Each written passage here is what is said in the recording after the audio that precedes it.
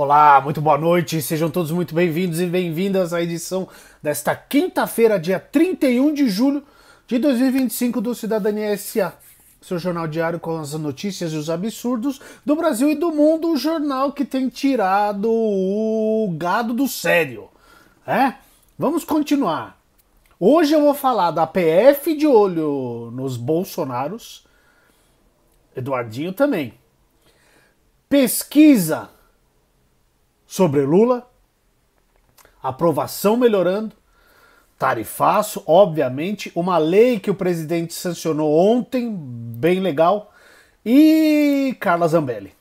Então vamos falar muito de estrube direita. A primeira notícia está no blog da Andréa Sadi.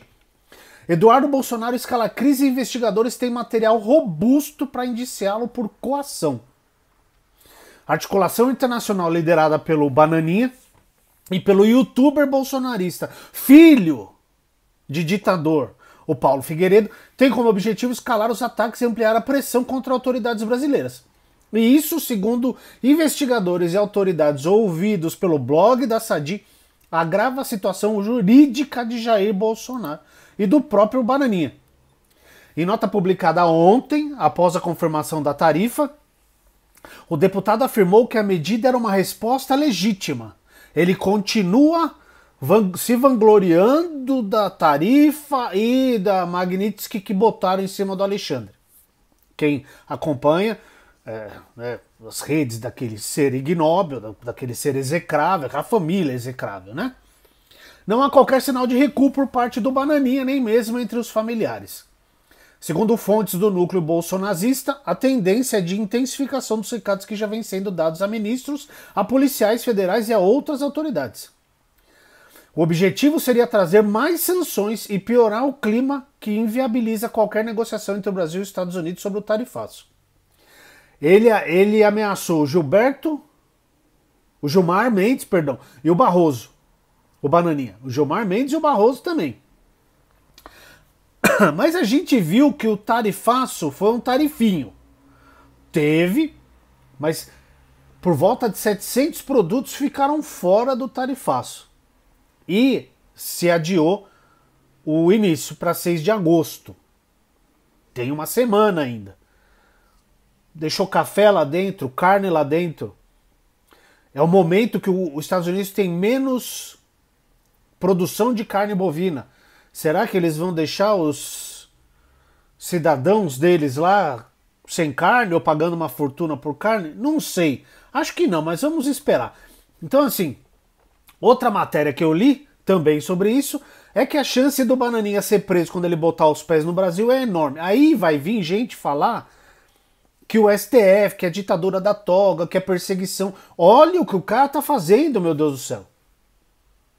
O cara viajou para os Estados Unidos para conspirar contra o país dele, para tentar salvar o papai do crime que ele cometeu.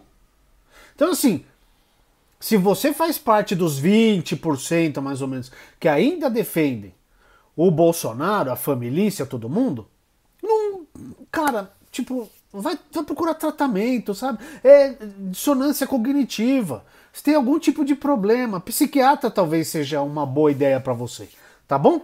O monte que vem aqui, ó, tá cheio. Falar em tarifaço, vamos ver as listas de itens mais exportados do Brasil que vão ser taxados, pelo menos por enquanto, tá? A matéria aqui tá na CNN.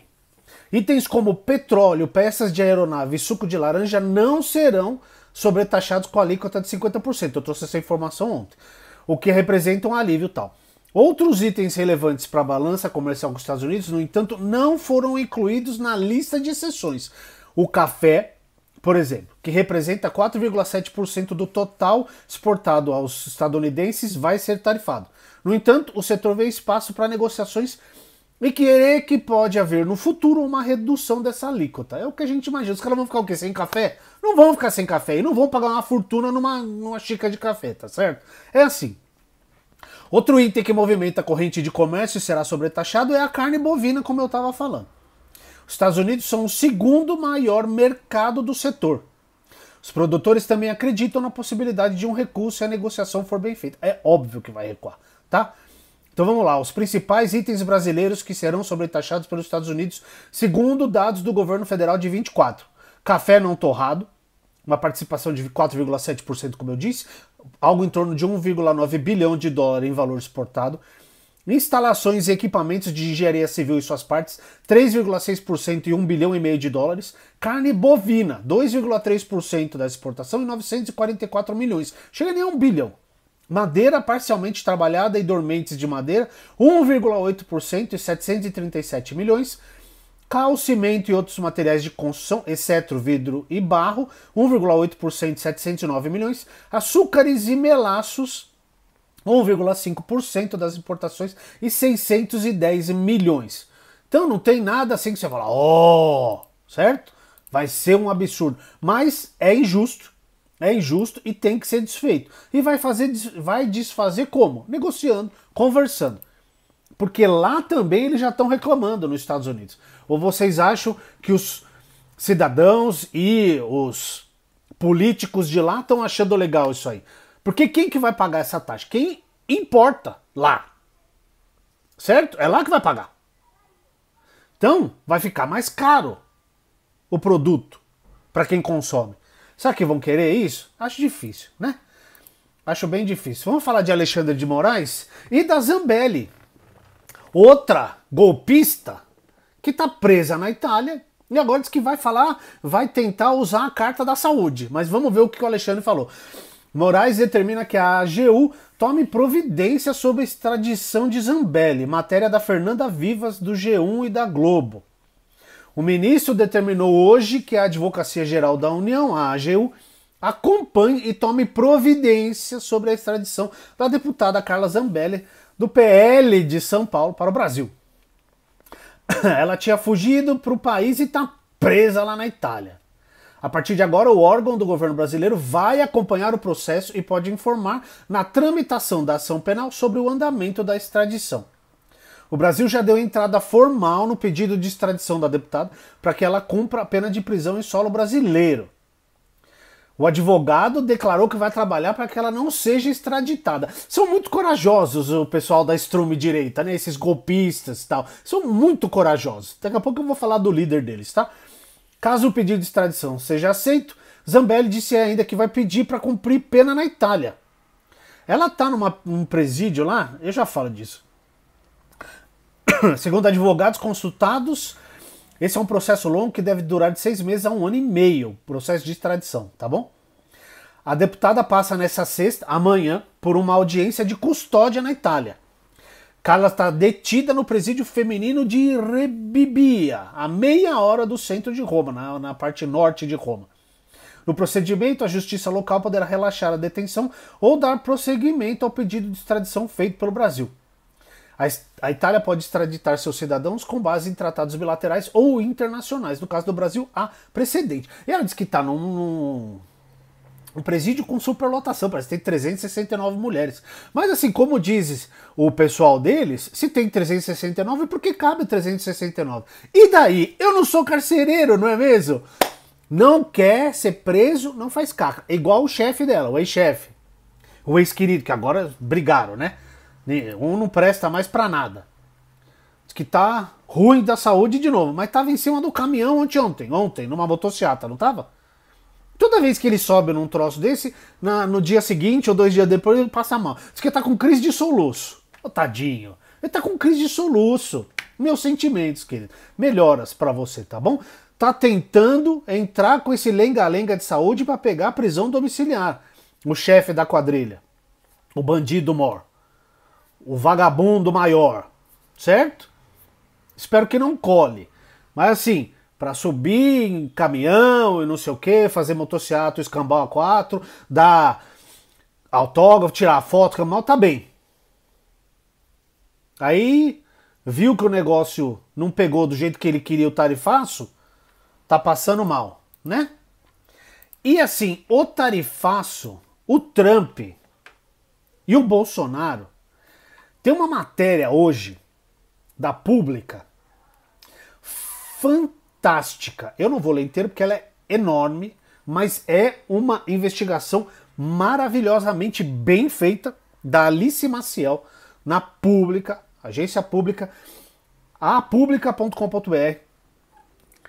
Aliança de Eduardo Bolsonaro com Donald Trump que pavimentou o tarifaço. Família Bolsonaro atua há anos junto à direita dos Estados Unidos contra o sistema eleitoral do Brasil, STF, e agora pró-tarifas. Antes mesmo da eleição de Bolsonaro em 2018, seu filho Eduardo já articulava para aproximar sua família de líderes da extrema-direita nos Estados Unidos. Desde 2019, a agência pública investiga a aliança entre bolsonaristas e trumpistas, que culminou na mais recente ofensiva do governo norte-americano contra o Brasil. Do lado de lá, desde seu primeiro mandato, o presidente Donald Trump e seus aliados tentam influenciar a política brasileira por meio dos Bolsonaro. Aqui eles trazem o passo a passo. Desde a eleição do traste em 2018 que o Trump apoiou, tem tudo aqui. Líderes cristãos nomeados como assessores especiais de Trump estiveram no Brasil. Os mesmos pastores atuaram nos bastidores para pressionar o governo do Brasil a transferir a embaixada brasileira em Israel de Tel Aviv para Jerusalém, o que não aconteceu. Durante o governo do Bolsonaro, Eduardo estreitou laços com os Estados Unidos. Rede social trumpista patrocinou eventos organizados por Eduardo Bolsonaro. Jair copiou o Trump após derrota nas eleições. Lá eles invadiram o Capitólio lá. Aqui fizeram a mesma coisa, só que aqui tem lei. Lá não. Aqui tem. Por isso que estão todos não, uma boa parte presa. Após a vitória de Lula, Eduardo ampliou ações dos Estados Unidos. E Eduardo Bolsonaro, fiador do tarifaço. Peço por gentileza que vocês leiam essa matéria que está aqui na descrição do vídeo. Tá? Da Pública. Vou colocar o link aqui na descrição. Como sempre, todos os links estão aqui. Tá? E como eu estava dizendo, tem que agradecer o Bolsonaro, tem que agradecer o Trump, porque a aprovação do Lula, pela primeira vez em 2025, supera a desaprovação, segundo pesquisa da Atlas Intel. Os caras são muito bons, velho.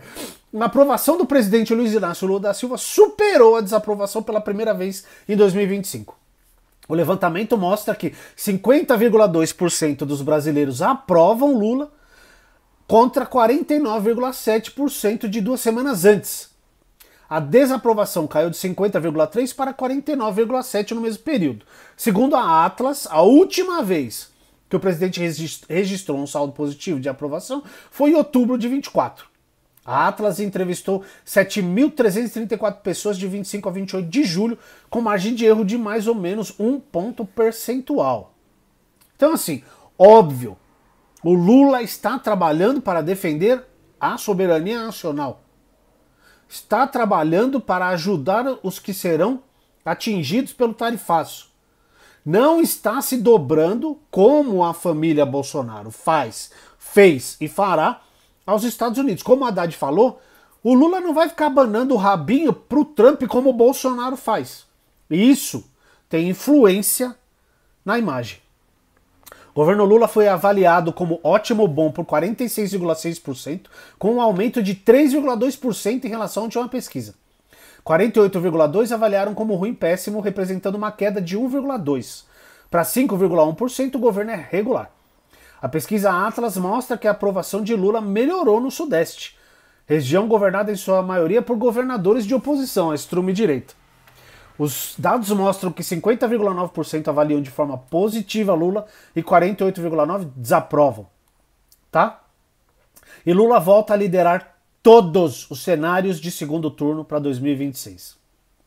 No primeiro turno, em um cenário com o governador de São Paulo, a desgraça do Tarcísio de Freitas, o Lula lidera com 48,5% das intenções de voto, com 15,5 pontos percentuais de vantagem. Nesse cenário, nenhum dos demais candidatos supera 5% das intenções de votos.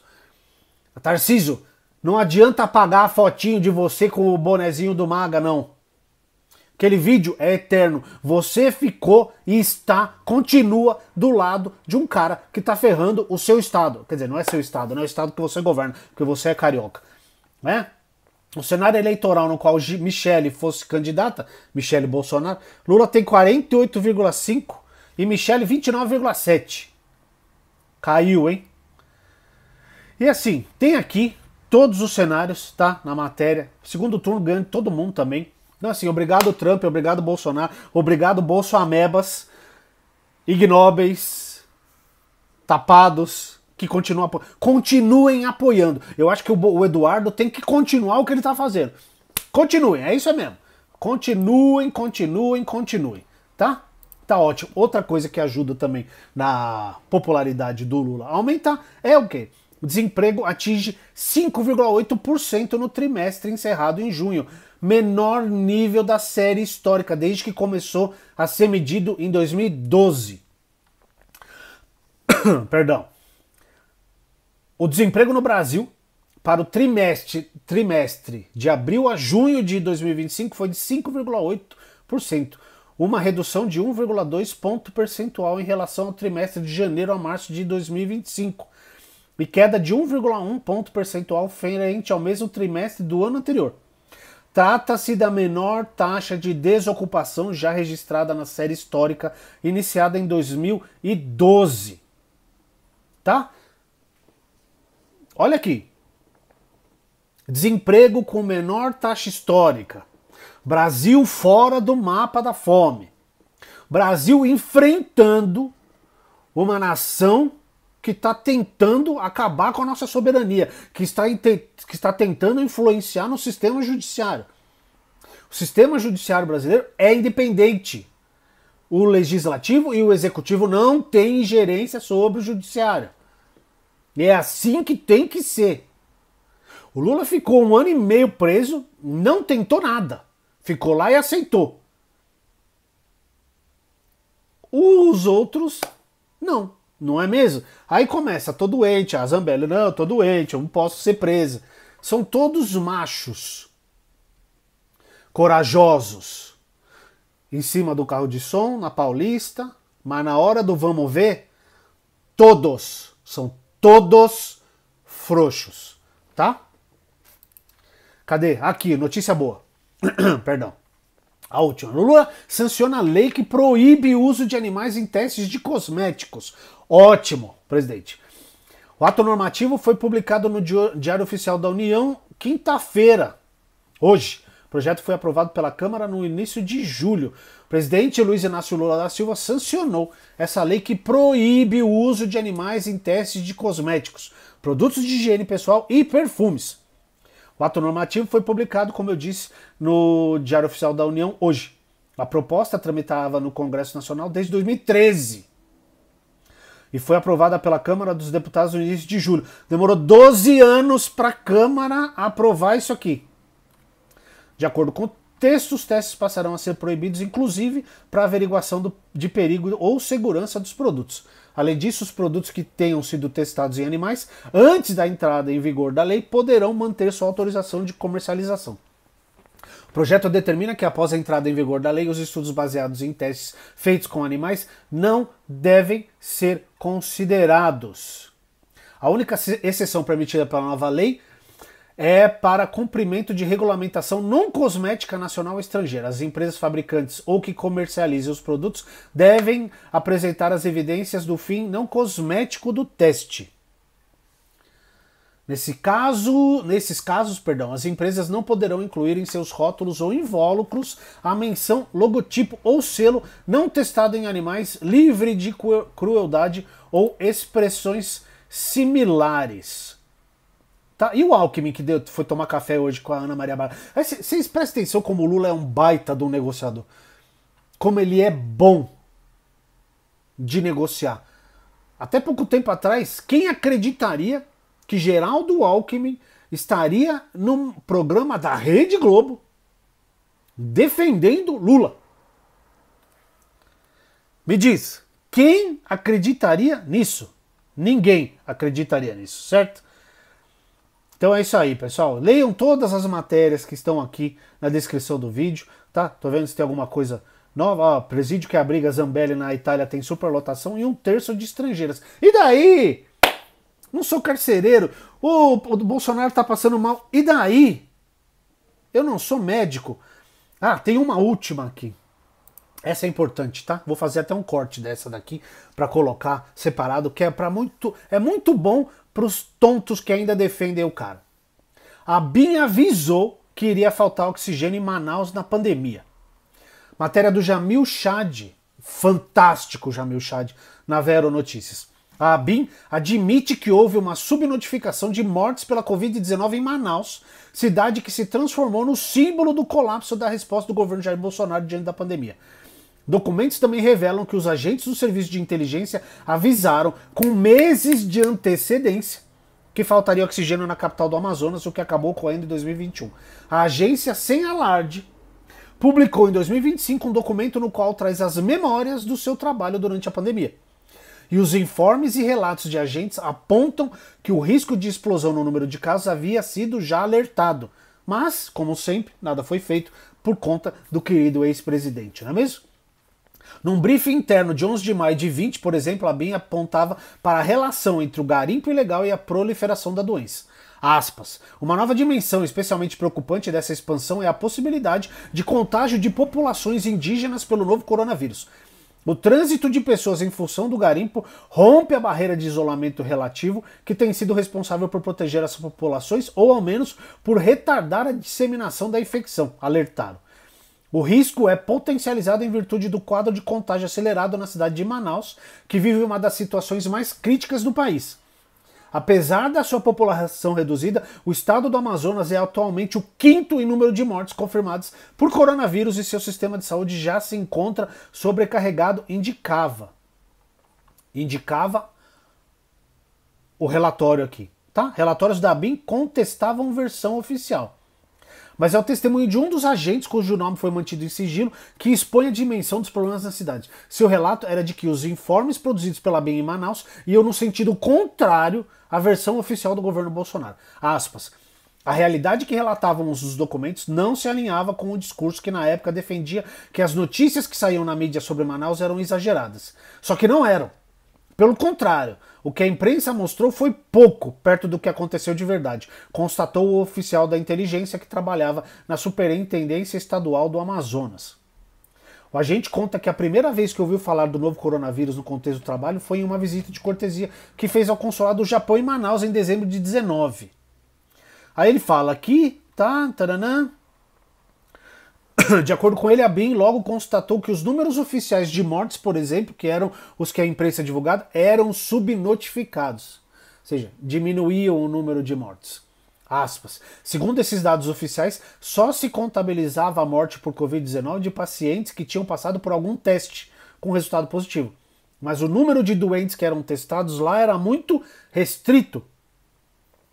Não tinha teste para todo mundo, só uma porcentagem dos mortos era de fato testada e só essa parte entrava na estatística. É claro que se você não testa, você fala que morreu de outra coisa. Que sujo que foi o governo Bolsonaro. E ele não vai responder por essas mortes que ele causou diretamente. Ele matou milhares de brasileiros durante a pandemia da Covid. Não é possível que vocês não enxerguem isso, não é possível. Não é possível. Tá? Tá tudo aqui, as matérias todas aqui na descrição do vídeo. Leiam, por favor, leiam as matérias, tá bom? Grande abraço para todo mundo e até amanhã.